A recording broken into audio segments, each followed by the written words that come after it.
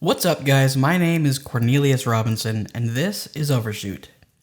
Today, I want to continue our iPhone dock project, so let's get into it.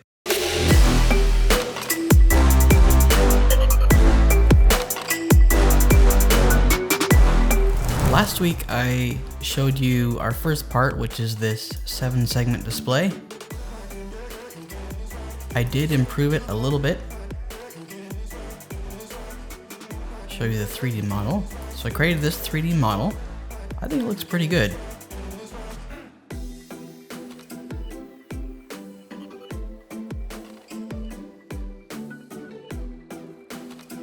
I want to take a look at the footprint.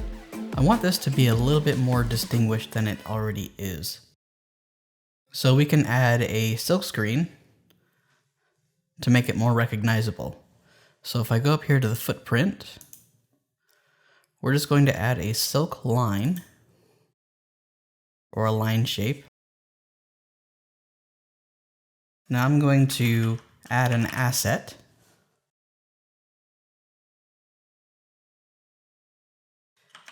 And scale while we're at it. Okay. Now I need to upload the asset that I created.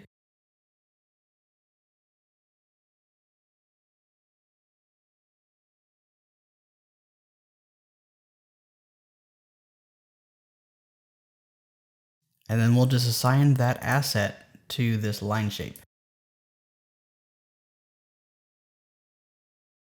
Now at the moment, it is really big, like huge.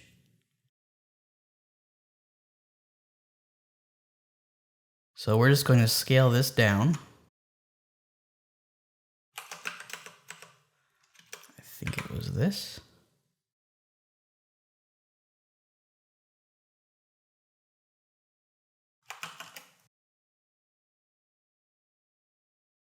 And then I'll just center this in the middle.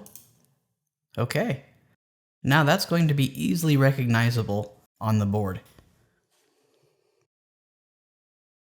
And then we'll just make sure we publish the changes. Approved footprint.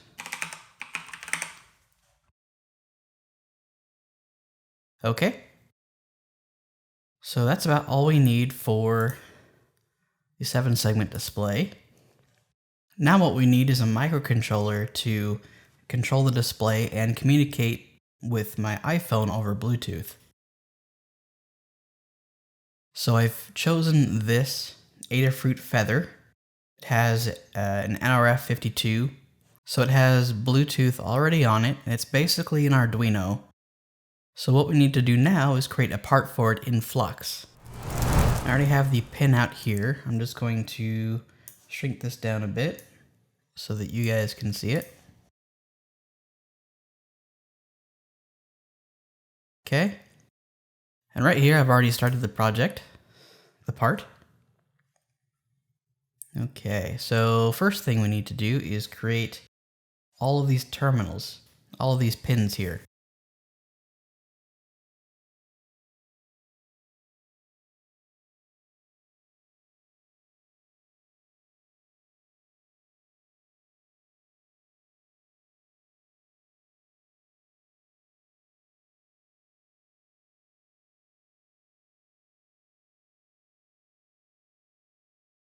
We'll just align that and then space them evenly.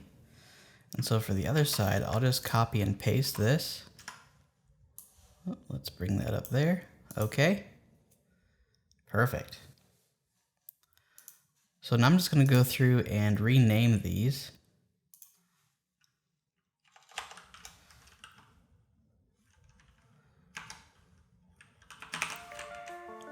RST.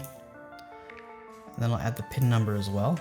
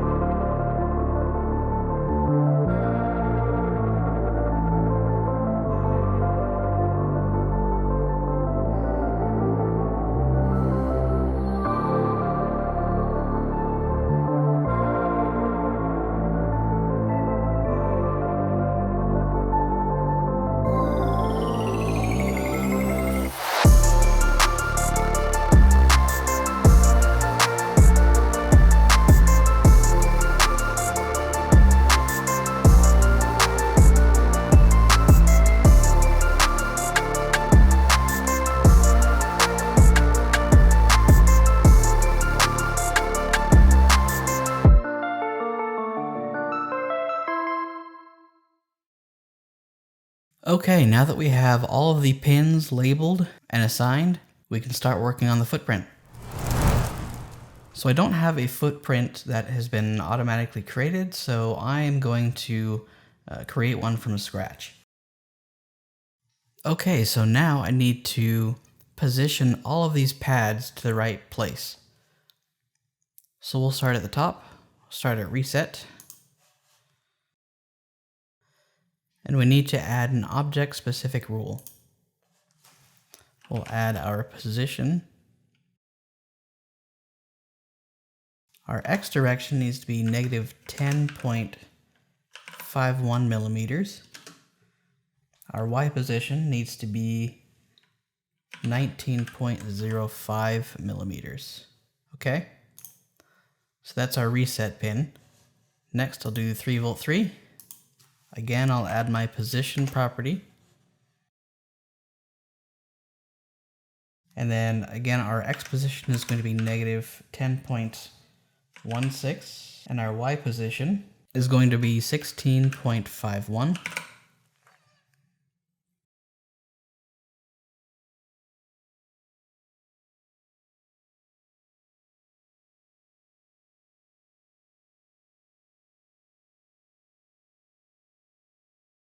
Okay, we have another 3V 3 at our position. Negative 10.16 by 13.97. Again, these are basically just 2.5 millimeters apart. Just like a standard breadboard.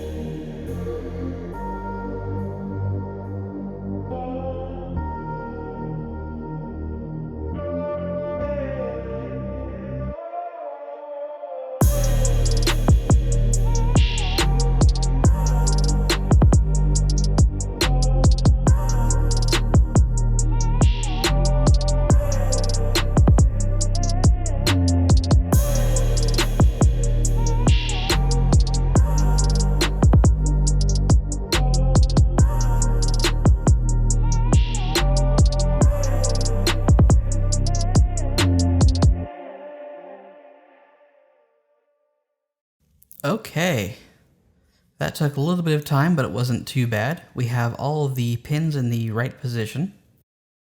However, we have a problem. All of these need to be through-hole pads for the header on the microcontroller. But there's a fast way to do that, and that is by using rules. Add a rule set. We'll name it pads. Okay. And we'll add a rule, and we need pad shape, but also we need pad size. Okay. Oh, not pad shape.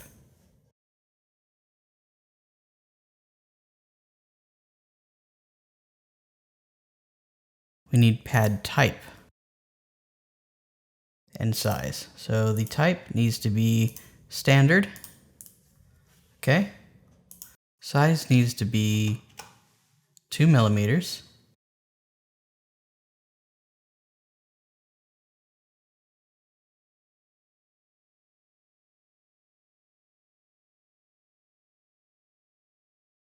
And we'll add a hole size here as well. Hole size needs to be 1 millimeter. That looks pretty good. What we need to do now is also add a reference designator. We'll do that by adding text. And in our object specific rules, we'll add content. And we'll use equals this dot element dot designator. Okay. And I forgot to add in our properties, we want to add the designator prefix to u.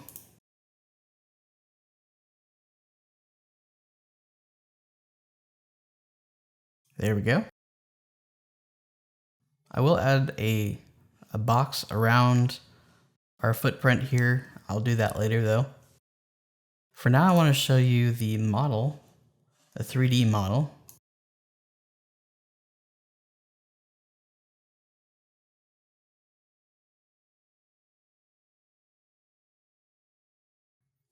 You can see it has lined up perfectly with our footprint.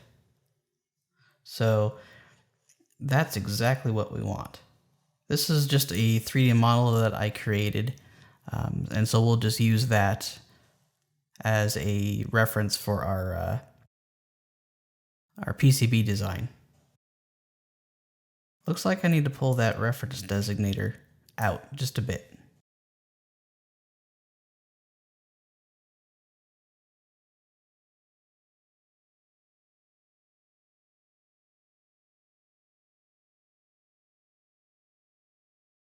Let's try that.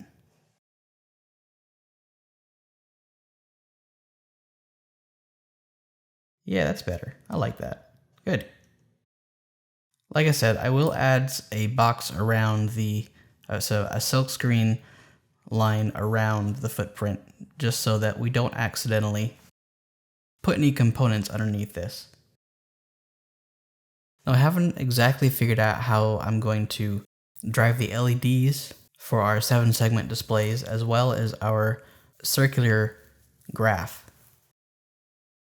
I'm also not entirely sure how I want to handle the power supply, so give me a comment down below. Should I pull power in from the wall and step it down to something I can use, or should I use a wall wart that I can just plug a USB cable directly into this dock and power everything that way? What do you guys think? Leave a comment down below, and I'll see you guys in the next one.